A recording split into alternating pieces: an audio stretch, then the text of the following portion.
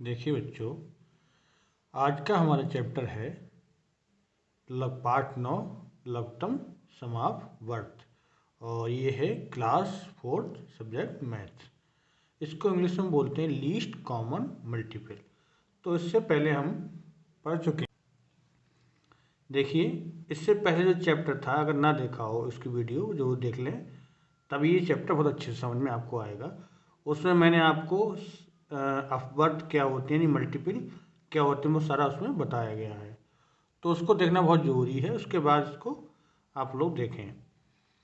तो least common multiple, least मतलब सबसे छोटा, कॉमन यानी कि जो दोनों में एक जैसा हो, समान हो, मल्टीपल यानी अपवर्त। तो देखिए, इसको परिभाषा के साथ समझते हैं क्या होता है। तो देखिए, समझते हैं परिभाषा से।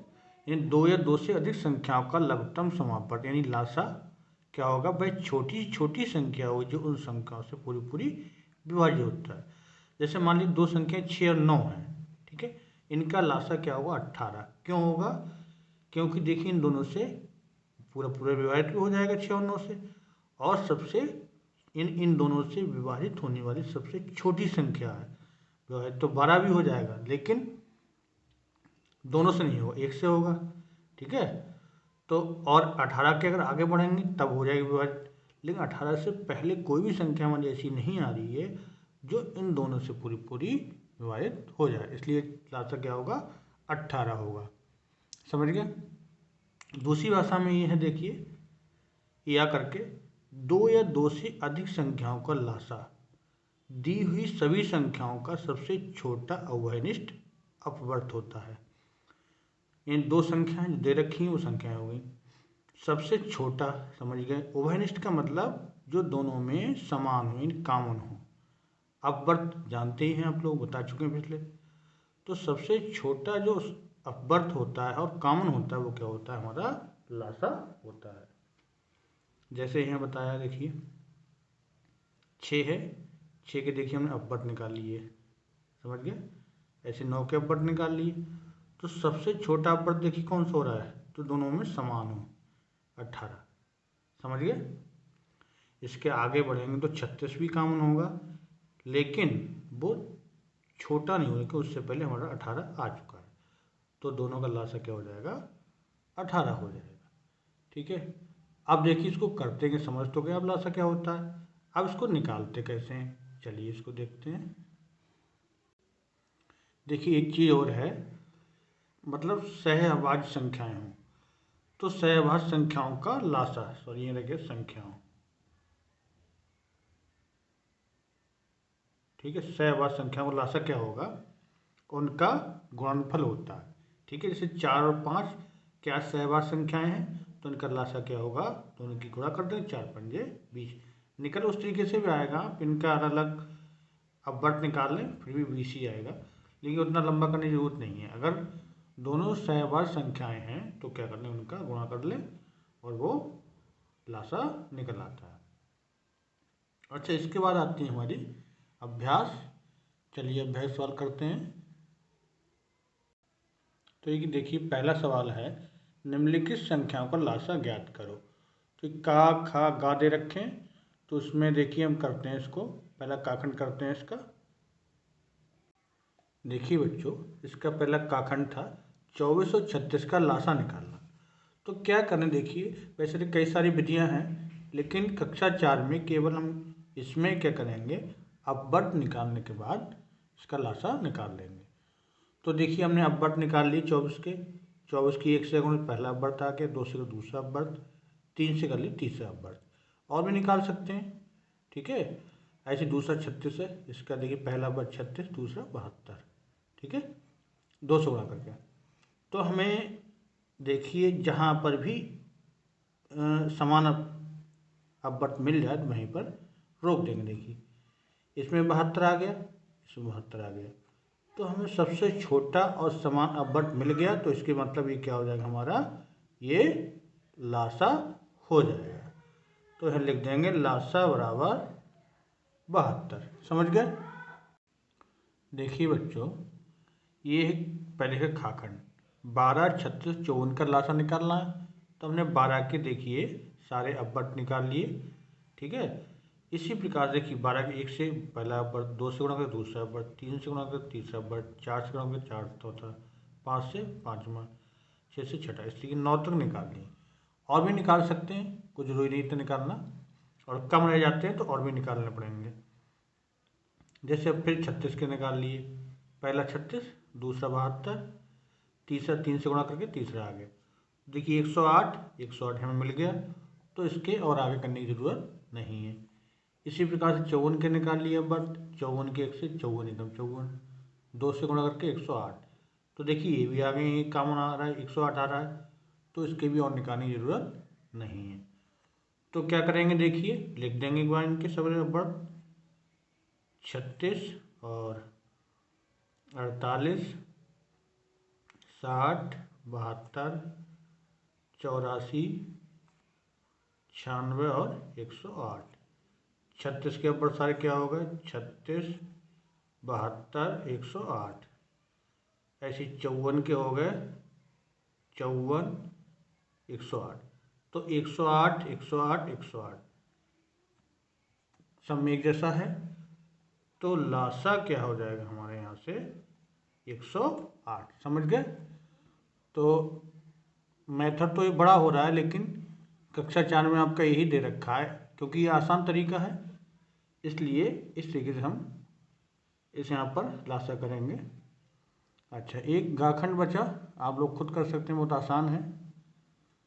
चलिए सवाल नंबर 2 करते हैं। देखिए सवाल नंबर 2 दे रखा है, वह छोटी छोटी संख्या ज्ञात करो 2, 3 और 4 से पूरी पूरी विभाजित हो जाए। तो इसका मतलब लासा पूछा, छोटी छोटी संख्या पूछा और इन तीनों से विभाजित हो जाए। इसका मतलब यहाँ लासा पूछा जा रहा है, क्यों मासा में बड़ी से बड़ी संख्या पूछी जाती है, लासा में छोटी से छोटी। तो क्या निकालेंगे हैं लासा। देखिए 3 संख्याएं हैं, तो इनसे सब कटने वाली सबसे, इन विभाजित होने वाली सबसे छोटी संख्या निकालनी है। तो क्या करें, इनके अववर्त निकाल लें। 2 के अववर्त, 2 एकम 2, 2 दूनी 4, 2 तीन 6, 2 चौक 8, इनके ऐसे निकाल सकते हैं। 2 पंजे 10, और भी कर लीजिए, 2 छंग 12, 2 सत्ते 14। इसी प्रकार से 3 के देखिए, 3 दूनी 6, फिर 9 हो जाएगा, फिर 12 हो जाएगा, फिर 15 हो जाएगा, कितना रहने दीजिए 4 के, 4 एकम 4, 4 दूनी 8, 4 तीन 12, 4 चौक 16। ठीक है। अब देखिए जो तीनों में एक जैसा सबसे छोटा और समान हो, देखिए 12, यहाँ भी 12 है, यहाँ भी 12, तो सबसे छोटी संख्या तीनों से विभाजित होने वाली क्या हो जाएगी 12। तो यहाँ लिख देंगे 2, 3, 4 से विभाजित होने वाली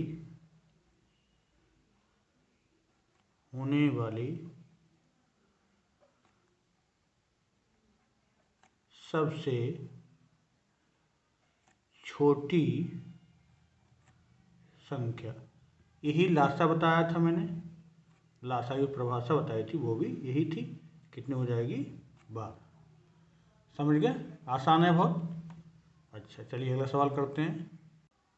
ये देखिए है सवाल नंबर 3, 2, 3 एवं 5 का लासा निकालकर उसके 3 अववर्त लिखो।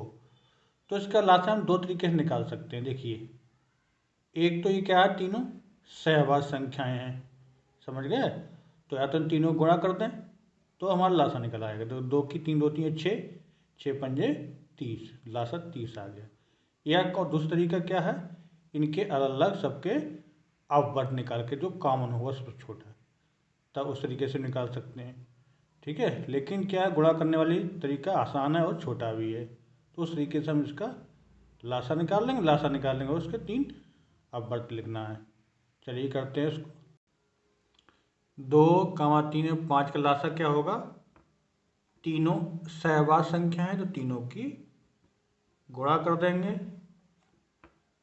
2 3 6 पंजे 30, ये तो हमारा लासा आ गया। और क्या पूछा, जो लासा निकल के आएगा उसके हमें 3 अववर्त निकालना है, तो 3 अववर्त निकाल ली। देखिए 30 की 1 से गुणा कर देंगे तो ये आ जाएगा पहला अववर्त, ठीक। और 30 की 2 से गुणा करेंगे, 30 दूनी 60, दूसरा अपवर्त आ गया।